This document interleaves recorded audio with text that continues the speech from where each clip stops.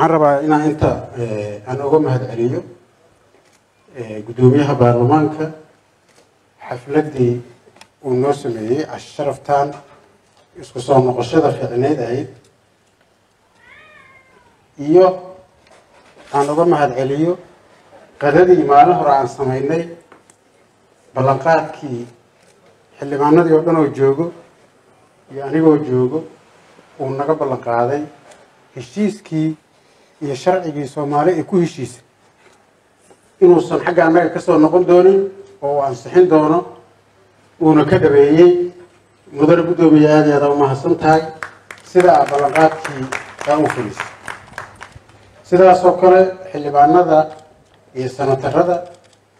inta fadhiyo ayagana aad iyo aad u mahadsantihiin codsigii iyo ballanqaadkii gudoomiyaha iyo codsigaygii aan ka codsaday sida aan noola qaadeen oo aan si wada jir ah u fuliseen wax la iloobi kara ma aha aad iyo aad ugu mahadsantihiin waxaan kaloo rabaa inaan kaga mahadceliyo ixtiraamka wada shaqaynta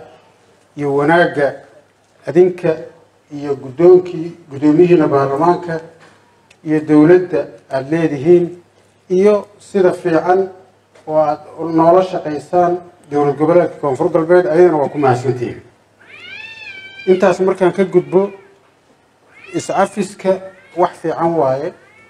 waxaa la yidhaahaa dadkan oo ugaaratada ah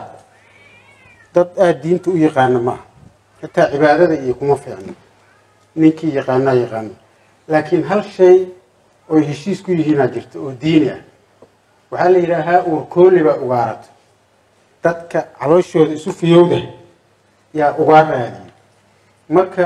marka ay soo noqdaan oo habeenkii la seexdo subaxii waa soo kacayaan ugaartii la rabo in la raadiyo habeenkii markii la seexanayana waa la iscafinayaa subaxii markii ugaarta la doonayana waa la iscafinayaa nin walbana baashi uu raadiyo waa soo helaya haddii nin ilaahay baa marka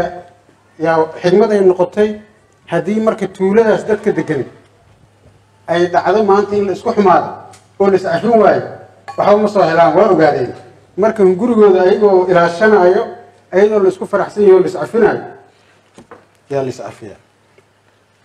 iscafiskan waa wax adduunyadaanada iyo aakhiradaanadaba u fiican haddana waxay tahay oy sii dheer tahay maadaama foos loo jeedo oo shaqo loo socdo oo wax la raadinayo marka ugu horeysa horta adinkii kulliga ahaa oo isla shaqeynayay oo walaalaha ahaa inaa iscafisaan macallin guddoonkiini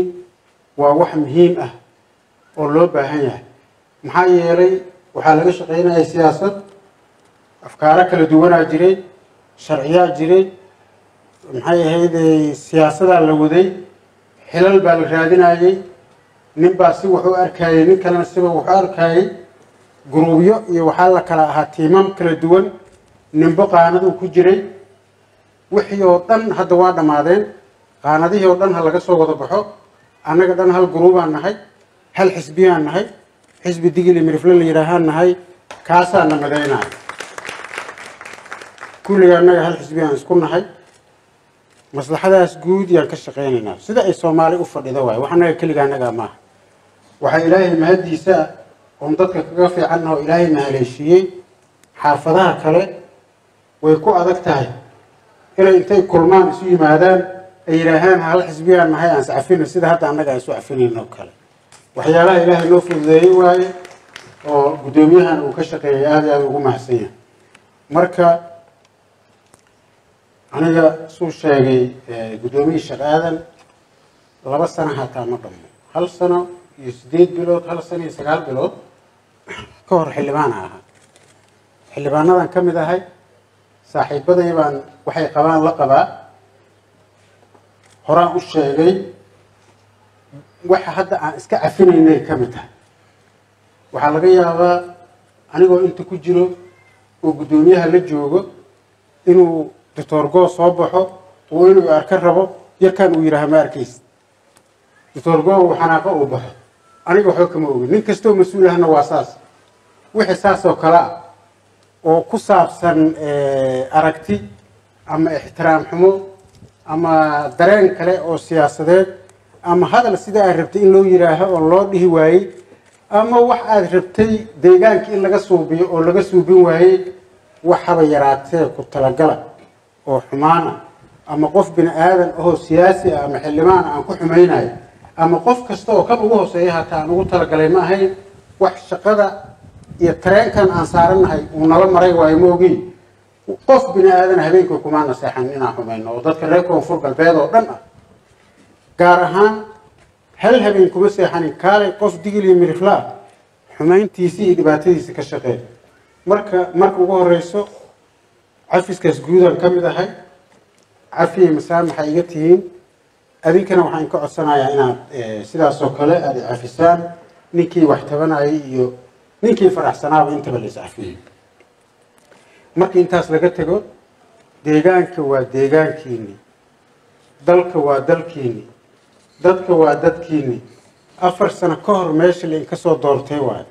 wax isbedelay ma leh dadkii soo doortay waa idin joogaan odayaashii waa idin joogaan annagii waa idin joognaa albaabadaanada waa idin furan yihiin gacmo furan aan ku soo dhaweynaynaa waa idin kala shaqaynaynaa khilaaf la'aan ka shaqaynaynaa xasaanadiina iyo xildhibaannimadiina waa ixtiraamaynaa haddii xilka ilaahay baa bixiyee ilaahay waxaan ka rajaynaynaa nin kasta muraadka uu leeyahay inuu ilaahay u sahlo kii helo iyo kii aan helinna sidii baan u ixtiraamaynaa sidii markaan aniga xildhibaan waayo aan xaq ugu leeyahay in la ii ixtiraamo yaa idin ixtiraamaynaa adinkoo xildhibaano ah wasiiro ah karaamadiinni iyo sharaftiina la dhowraayo yaa deegaanadiinni ku soo noqonaysaan talaan insiinaynaa waxaa rabtaana in kala shaqaynaynaa tawakkal cala allah waxaan ilaahay ka rajaynaynaa marka haddiiba la iscafiyo in sida la raba ay noqon doonto waxaa ogaataan deegaankiinni sidii baa lainkaga jecel yahay sidii baa lainkaga rabaa annagana sidii baa inkaga soo dhaweynaynaa waxa wax dooranayana waa dadkiinni waana ka warqabtaano nimaanan ka warqabin male dadkii iyo odayaashii haddana annagana waan kala warqabaynaa insha allahu aada iyo aada u mahadsantihiin cafi iyo masaamax waxaa sheegay guddoomiyaha waktiga kow ma joogo dardaaran ma aha tan dardaaranka waa dhiman yahay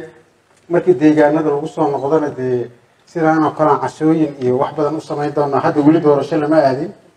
wakti kow ma joogo haddaa xukuumad la dhisayaa haddaa wasiiraadis lagu jiraa waxaa la ballan qaaday dowladdan inaysan dowladdii hore la mid ahayno intii xildhibaan kale uu kasoo dooranayo uu mushaarkiisa qaadanayo xildhibaankii uu shaqaynayo baarlamaankii uu fadhinayo baarlamaankan uu bedeli doono baarlamaan lasoo doortay brosesska waa soconayaa adinkana qayb baa ka noqon doontaan annagana garab aan ku siinaynaa insha allahu aada iyo aada u mahadsantihiin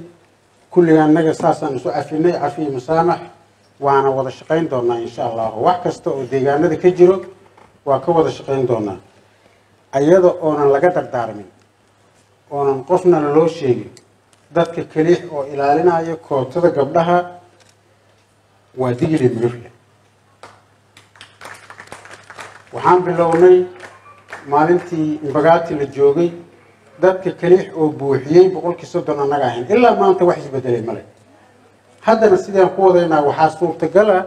wixii lagu heshiiyey oo 3 xildhibaan inay mid gabar noqotay ahayd inta sii gudubnay waxaan gaarnay hal xildhibaan cid lahayd inay hataa gabar noqon karto tii baa la joogaa marka taas siday ahaanaysaa kootadii haweenka annaga diyaaray naga tahay kuwa kale ha ku baaqato gabdhaha annagana waa ku faraxsannahay waana insha allahu si gooni ah yaa uga duwanaan doontaa nimanka haddii ilaahay yidhaah il gooni ah aan ku fiirin doonaa gabdhaha annaga siyaasaddan dadaa usoo dhintay dadaa loo soo dilay dadaa usoo dhaawacmay dadaa usoo halgamay dadaa xaq badan ku leh xitaa waxaan aan hadda hayno oon ku fadhino kuraasta dadaa xaq badan ku leh oo dhintay oo usoo halgamay oo habeenii maalin u taagnaa dadaa waxay u istaageen ayadoo la leeyahay maxay ahaydee jifo hoose leeyahay xareen iyo digili mirifla isla mid ahoo kale ayadoo la leeyahay dad istaageen oo yiraahdeen waa beentiin maanta haddii la istiriyo Soomaaliya waxay ahayd haddii wax la qaybinayo in maayo maxaa tiri loo qaybiyay tira iyo dad haddii la yiraahdo wixii marxalad la soo maray nin walba wuxuu u baahan yahay marka wuxuu ahaa in lagu ixtiraamo ninkii soo halgamay oo dhibaato badan soo maray oo halganadii aad ogeydeen soo maray oo digili miriflo soo taagnaa in la ixtiraamo raba halgankii lagu ixtiraamo intuu meeshii joogana laga warhaayo intii dhimatay ayagana waxay rabaan in loona duceeyo lana ixtiraamo laguna ixtiraamo dadkoodii iyo dadkii ay ka tageen iyo maxay ahaydey sharaftoodii la sheego oo sida deegaanadaas oo kale loo xusoo la yiraaho meel hebla magacaas ay leedahay la yiraahdo ayagana inta dhimatayna intaas u baahan yihiin inaan u soo duceyno dadku ay ka tageenna la ixtiraamo oo la dhowro oo ayagana waxay xaq u leeyihiin lagu ilaaliyo la yiraahdo waa hebel wiilkiis dadkii halkan ku jiray hadda inta aan ku jirnay xildhibaan Borow waxa uu gacantiisa u waayay waa siyaasadii uu ka shaqeynay